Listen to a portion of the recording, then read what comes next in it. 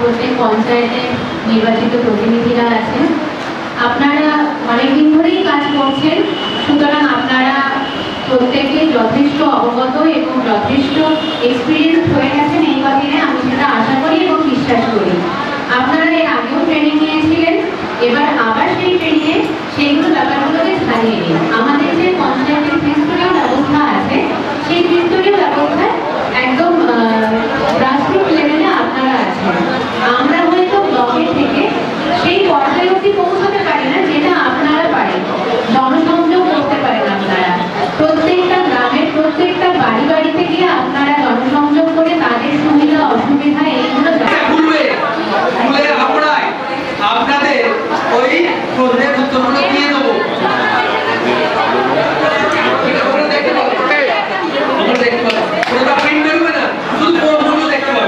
আচ্ছা বলি শুনে নিন। এইবারে আপনাদের যে সার্টিফিকেটটা ইস্যু হলো, সেই সার্টিফিকেটটা ওই ল্যাপটপের স্ক্রিনে দেখতে পাবেন, সার্টিফিকেটটা হাতে পাবেন না। আপনাদের নিজের নিজের গ্রাম পঞ্চায়েতে যাবে, হয়েছে, দিয়ে গ্রাম পঞ্চায়েতের যারা বিএলই বা জিআরএস আছে তাদের বলবে যে আমরা ওখানে প্রশিক্ষণে গিয়েছিলাম, প্রশিক্ষণে আমাদের একটা করে সার্টিফিকেট ইস্যু করেছে ওনারা, ঠিক আছে, জেনারেট করা আছে, আমরা সার্টিফিকেটটা অনলাইনের মাধ্যমে জিপিতে পাঠিয়ে দিচ্ছি, বলবে এই সার্টিফিকেটটা রেডি করা আছে, আপনারা বার করে দেবেন।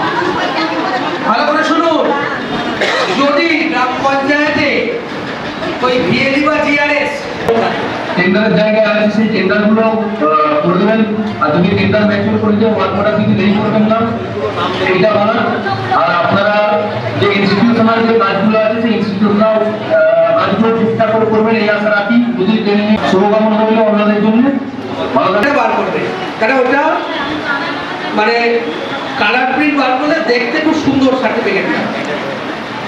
এছাড়া আর একটা কথা বলার আছে, সেটা হচ্ছে যে আপনারা যারা এখনো পর্যন্ত আধার লিঙ্ক করেননি, আপডেট করেননি, কি আধার লিঙ্ক মানে মোবাইল নাম্বারের সঙ্গে আধারের লিঙ্ক নেই, বুঝতে পারলাম, তারা কিন্তু সার্টিফিকেট পাবেন না। এরকম আছে মনে হয় অনেকে, শুধু একদম বেরোবে।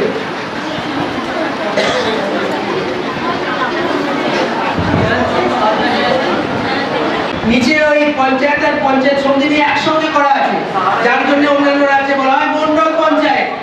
আর পঞ্চায়েতের যারা সদস্য তাদের বলা হয়, আমাদের যেমন বলা হয় মেম্বার বা আমাদের বলা হয় সদস্য, তাদের বলা হয় নিচে তাদের কি বলা হয়, মুখিয়া বলা হয়। আর যারা আমাদের পঞ্চায়েতের প্রধান আমরা বলি, ওনারা কি বলেন, সরপঞ্চ। কিরণ মালিক, আপনি পঞ্চায়েত লিখেননি, কিরণ মালিক। শাহানা বেগম, আপনিও পঞ্চায়েত লিখেননি, শাহানা মালিক, শাহানা বেগম।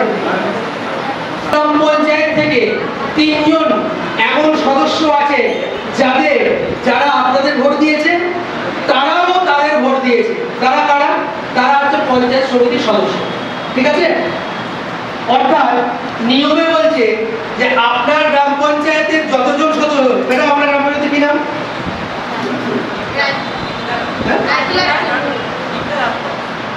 গ্রাম পঞ্চায়েতের নাম কি, রাজমহল্লা 2। আপনার গ্রাম পঞ্চায়েতের সদস্য সংখ্যা কতজন, 15 জন। বলো, এই 15 জনকে বলা হয় ডাইরেক্ট ইলেক্টেড মেম্বার, সরাসরি নির্বাচিত সমিতিতে। ওই গ্রাম পঞ্চায়েত থেকে 3 জন করে ডাইরেক্ট ইলেক্টেড মেম্বার নির্বাচিত হবে। তারপরে আমাদের এই জাঙ্গিপাড়া ব্লকের পঞ্চায়েতের সংখ্যা কত, 10টা। হিসাব করে দেখুন, এই জাঙ্গিপাড়া পঞ্চায়েত সমিতিতে 30 জন পঞ্চায়েত সদস্য আছে। আমি বলে দিই আপনারটা পুরোপুরি ভালো করে বলে দিয়েছি, উনি যা বলেছেন ঠিক আছে। শিক্ষা ও জনস্বাস্থ্য সমিতি শিক্ষা নিয়ে কাজ করবে, আর জনস্বাস্থ্য নিয়ে কাজ করবে, জনগণের স্বাস্থ্য নিয়ে ওই সমিতিটা কাজ করবে, ঠিক আছে। একটা হলো শিক্ষা ও জনস্বাস্থ্য সমিতি, এবার আপনি কি বলবেন, নারী ও শিশু ওটা একটু বড় পাড়া, নারী শিশু উন্নয়ন এবং সমাজ কল্যাণ, মানে তিনটা দপ্তরকে নিয়ে কাজ করবে। নারীকে নিয়ে কাজ করবে, শিশু নিয়ে আর সমাজ কল্যাণকে নিয়ে কাজ করবে।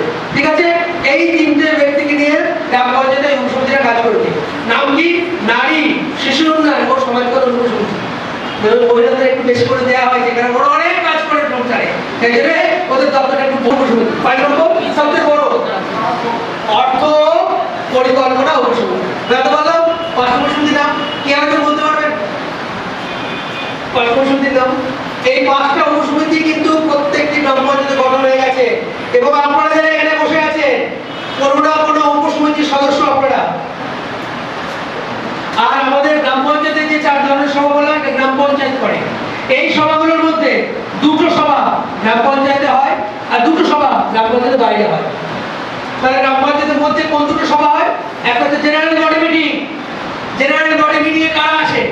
গ্রাম পঞ্চায়েতের সকল সদস্য, পঞ্চায়েত সমিতির সকল সদস্য আর গ্রাম পঞ্চায়েতের যতগুলো স্টাফ আছে, কর্মচারী আছে, সকলে মিলে যে সভাটা হয় সেই সভাটাকে বলা হয় জেনারেল বডি। নির্দিষ্ট সংখ্যক সদস্য হাজির হলে তবে মিটিংটা হয়।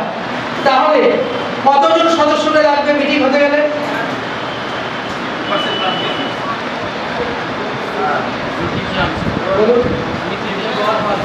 51%, আমি বলে দিই 3 ভাগের 1 ভাগ, 1/3। ঠিক আছে, সাধারণ সভার ক্ষেত্রে বললাম। সাধারণ সভার নিয়ম কি? সাধারণ সভার নিয়ম হচ্ছে গত মাসে যে সভাটা হয়েছিল সেই সভায় কি কি রেজুলেশন নেওয়া হয়েছে আগে এই সভাটা বসবে। একটা হচ্ছেন প্রধান আর একটা হচ্ছেন আপনার ইএসআই। এনারা দুজন হচ্ছে পেমেন্ট করার অধিকার, দুজনেই সমানভাবে দায়িত্বপূর্ণ। সব দায়িত্ব প্রধানের তাও না, সব দায়িত্ব এক্সিকিউটিভের তাও না।